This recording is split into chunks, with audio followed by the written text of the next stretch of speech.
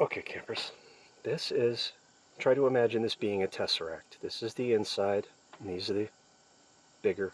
This is the bigger three-dimensional box on the outside.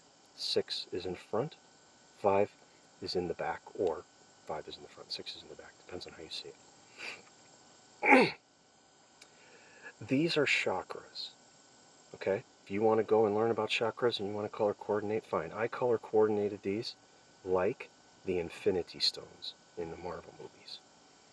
But this one is the important one. This center box inside of a tesseract functions as number 7. This is the Infinity Gauntlet. This is where all of the children start. And we are at different stages of development. We have different capacities. That is just the bell curve. Don't judge it. Accept it for what it is. It's just the bell curve.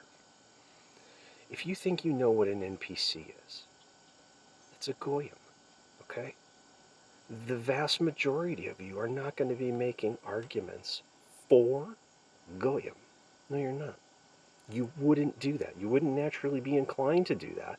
And when you make a Goyim argument, it's almost 100% chance that you are projecting yourself and demonstrating you are one instead of recognizing that an NPC is just someone who's still trapped in this box. They haven't broken out into something else.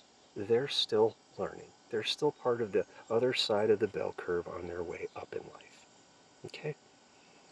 If you think you understand NPCs, they're just like you. They just don't know as much as you do about a particular topic. We all had a different starting point on the map. We've all had a different upbringing to the rational extent. We can group them. We can group ourselves. That's what this is. But let's not pretend that the middle here isn't the Infinity Gauntlet and we all have to run it. Then we could bust out and we could do these other things and understanding other chakras. But this is your voice. This is the light blue chakra and this one's yellow. I just color, like I said, I color coordinate them according to the Marvel movies. So all of these arguments where you think you understand who an NPC is, there's a good chance it's you. If you're making an NPC argument, that is a Goyim argument. And just because someone has given you sleight of hand and the megalomania to project your argument onto others doesn't make you correct. I would just put everybody under the age of 25 in here, and they're trying to find their own voice. They're trying to figure it out on their own. If you think that we don't die and we pass on, I'm in the same boat as you. I'm pretty sure we don't die. I'm pretty sure we do pass on. I'm pretty sure we are a frequency type of energy that inhabits a physical form. And when you exist, you exist. And when you don't, there's no such thing. Non-existence is non. You are standing in front of me, like the ignorant ape that you are, whoever you are. 8 billion.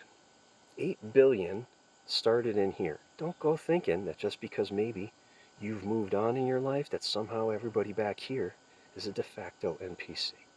That's not how it works. But the correct argument is a Goyim argument. So let's be clear. There are no NPCs. There's just other people. There's other humans. They have to be accounted for as an individual and a unit of one. And if their unit of one erodes, so does yours. The end. All this NPC talk just because we're trapped in a simulation. Listen, in the military, we do scenarios. Simulations. We go out to Fort Irwin, California, National Training Center. There's a city. Well, all right, it's a small, very small village. Let's not call it a city. New York City. The place in California is very small. But it is a good 40 or 50 houses worth of infantry practice. There's no furniture down there, but there is a whole bunch of houses that people can clear and occupy and conduct MOUT, M-O-U-T, military operations in urban terrain. So that we understand. We do this all the time. We do simulations. This that we're all living in is a propaganda simulation. bunch of people have figured that out. Okay? So it doesn't mean that we're living on a server. It doesn't mean if you want to say we're trapped in the Matrix, we're not trapped. We're stuck on Earth. Matrix is spelled Maytricks. They may trick us. They may. But until we get past those tricks, don't go thinking that you're better than being tricked, because we all got tricked. And our grandparents got tricked, and our great-grandparents got tricked. So we're coming out of the dark ages. And we're learning about how there was probably a war a while back that we weren't told about, and we lost. And there was technology there because you can't lift anything in Giza. All of the pyramids, they could not be put together by hand. They're too heavy.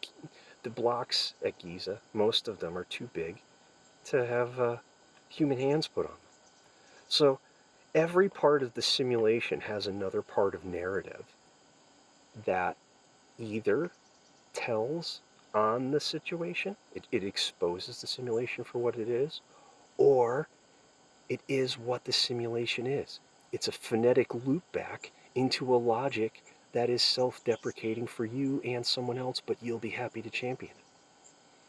So until there are 8 billion individuals in your head, you won't understand. There are no NPCs.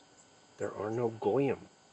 If you think NPCs are a thing, then you also think Goyim are a thing, and the vast majority of you making NPC arguments are not going to argue for Goyim. So, when the vast majority of people are just trying to find their way out of that small box on the inside of the Tesseract so that they can then pop out and do something else. Everybody has that. Everybody has that. Don't go thinking you understand what a Goyim is. Okay? And if we wanted to get into frequency, this would be the collective consciousness. And this would be the individual frequency pattern that you busted out into. Great. But we all start in here. We all start on the inside, and we have to agitate our own way out. Goyim, if you believe there are Goyim, you are projecting, and the problem is you. Same thing with an NPC. Don't do it. It's not good. Have a good weekend, campers. Have a good weekend, Velma, wherever you are.